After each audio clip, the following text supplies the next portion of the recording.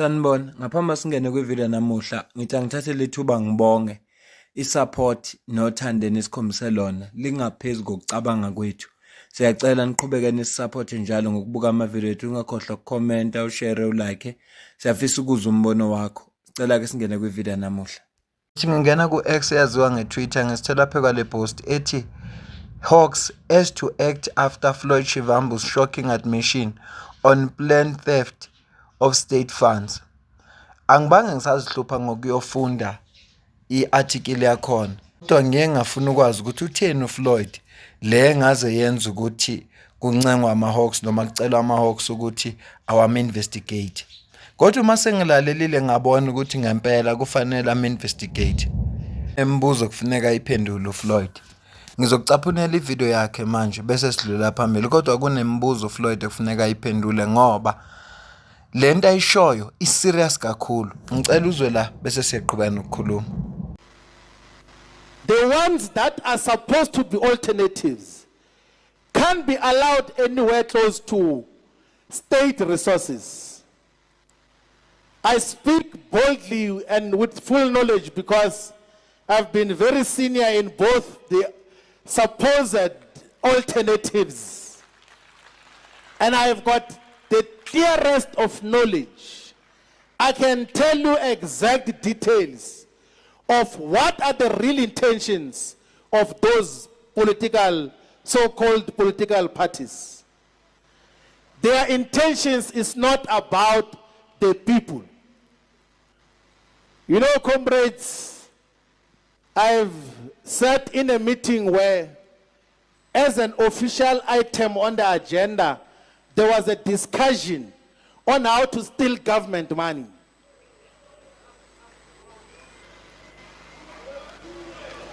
And even figures were mentioned that you must steal this much, you must steal this much, you must steal this much. And I'm not saying fiction. Sizoqhubeka nenkulumo kaFloyd, kodwa lento esho uFloyd iserious ngempela. Awukucabanga nje endaweni yangakini i-service delivery ayifiki ngoba kunabantu abanikezwe imandate bahlala kwi-meeting. uFloyd waba ingxenye yalo meeting kwaplan ukuthi kufuneka kutshontshwe malini emalini estate. Ingakho nami ngithi uFloyd ifanele investigate. Kufanele uFloyd akhulume ukuthi obani labo babehleli kwi-meeting olesingaki bayenza ngempela lonto leyo, batshontsha malini. Uma ngabe le nto yenzeka naye angazishiyi ukuthi iqhaza lakhe kwakuyini, ngoba ngikholwa ukuthi wayekhona emeetingini nje njengomuntu ozobukela, kodwa wayeyingxenye ye-meeting. Ngabe wayengomunye wabantu abagqugqumezela ukuthi lokho akwenzeke na?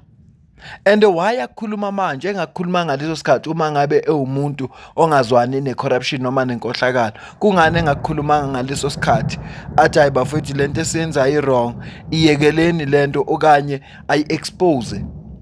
Kungani engakwenzanga lokho? Ya mina ingicasula lana-ke indaba kaFloyd ngoba usevela manje, usevela njengomuntu omuhle, njengomuntu ongazwani ne-corruption, kodwa ubeyingxenye yabantu behleli ukwenza i-corruption, wathula wangasho lutho uma ngabe akashongo lutho, noma beyingxenye abantu be-corruption badla naye. Esikhathini esiningi umuntu okhuluma kanje usuke beplane bonke i-corruption, qeda lapha ekugcineni bamjikela badla bodwa. Asiqhubeke nenkulumo yakhe, kodwa lento esho uFloyd iyangikhathaza ngoba useve kakhulu ku-EFF. Ubekhona ku-EFF weminyaka ewu-10 iminyaka. EFF kuyaba ku-coalition ekuruleni la bebephethe khona umasipala. Angazi noma naseTshwane noma eTshwane bangena manje, kodwa lezo ndawo lezo naseJohannesburg if I'm not mistaken, lezo ndawo lezo uma eqala ekhuluma kanje uFloyd kufika zona engqondweni yami ukuthi uFloyd ngenzeka ukuba ubeyingxenye yabantu abalutha imali estate lapha ekuruleni, ngoba ukwazi ukuba kwi-meeting kukhulunywe ngento ezinje wena ungabi ingxenye yayo. Ukukhona bakho wena wawenzani, wena wathini? Funeka uFloyd aphendule. Asiqhubeke. I'm not telling you fiction.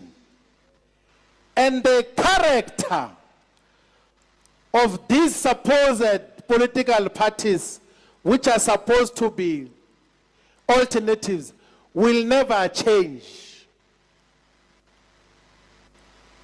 There is a crisis of individual and collective narcissism, which is not curable.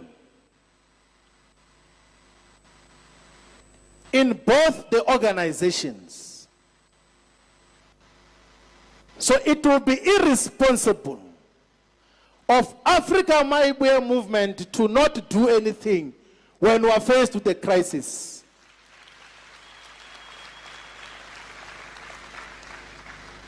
It's not like the people who were led by Mobutu Sese Seko did not see that coming.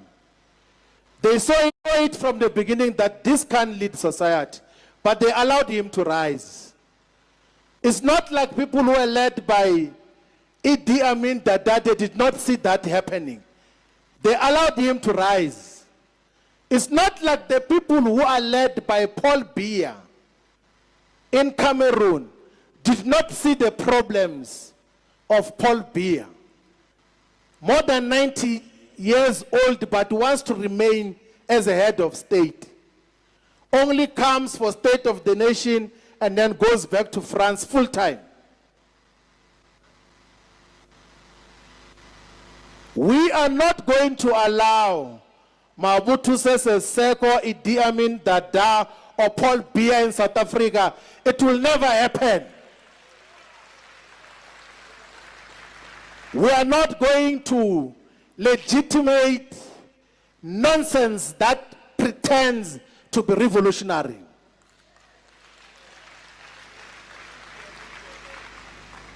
And that is what all of us should worry about.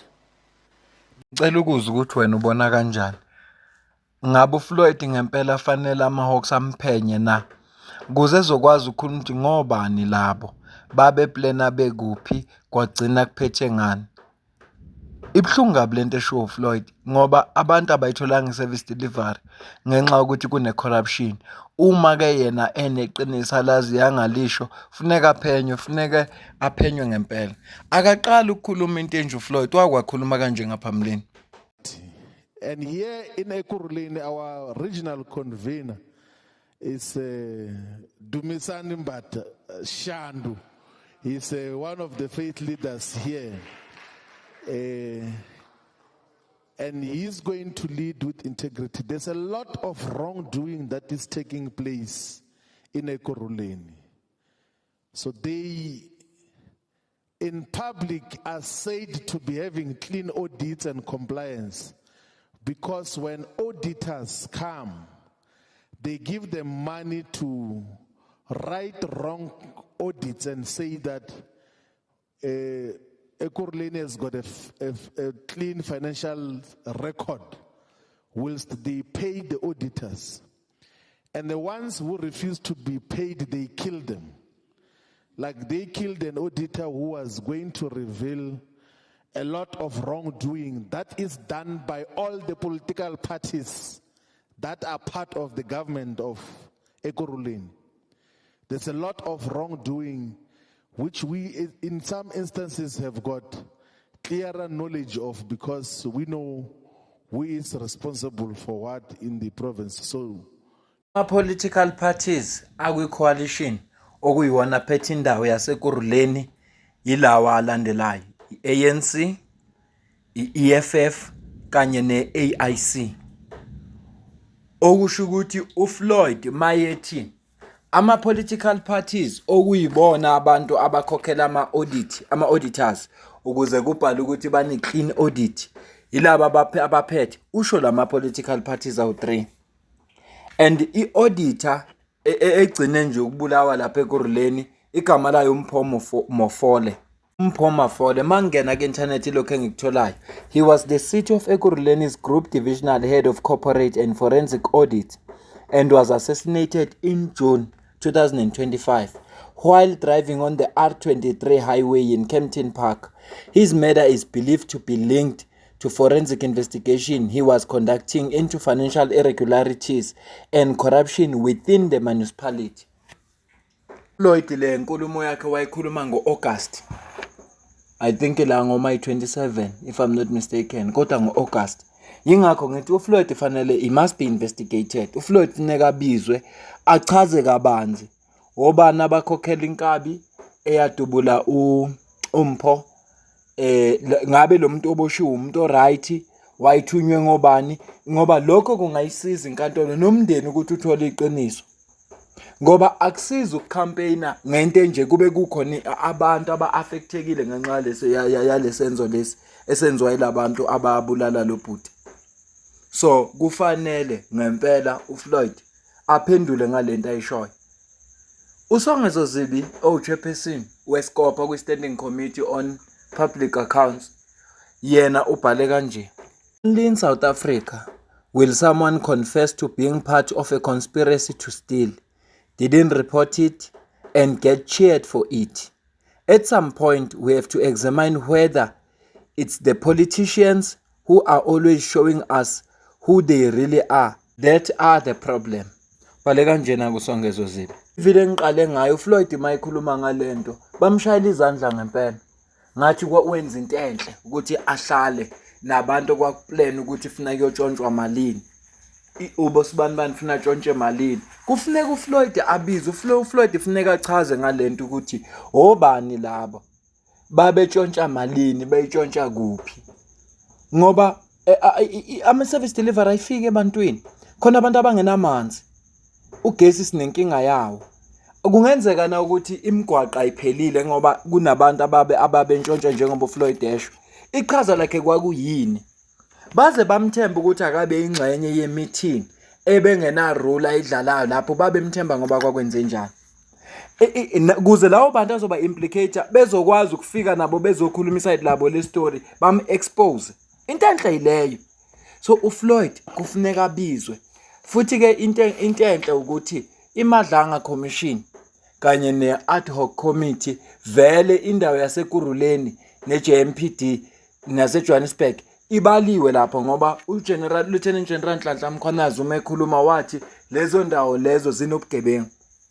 So leni izobe ingaphumile kuma-terms of reference wabo ngoba vele indawo efuneka ziphenywe i-MPD ne-JMPD. Akho-ke uFloyd Shivambu ufuneka aphendule. Funeka achaze iqhaza lakhe ukuthi yena wayenzani. Bangobani labo kwakufuneka betshontshe imali ethize. Bangobani. Iwayikhuluma lento yakho yokuqala sangayithathele ekhanda. Kodwa le isi-serious. Ingakho ngikhumbuze le video ngangayibona ivideo uFloyd ekhuluma kanje. Manje lento lezi sozithatha kancane kanti zi-serious. And uthole lento yenziwa yilama political parties akwi-government lapha endaweni yaseKuruleni ezisikhuluma okuyi-EFF, i-ANC kanye ne-AIC. Cela ukuze ukuphawula kwakho la comment section ngizwe ukuthi wena ubona kanjani lolu daba esikhuluma ngalo. Ungakhohlwa ukusubscribe, ushare, ulike. Mina nawe bese sidibana kwivideo elandelayo. Ngiyabonga kakhulu.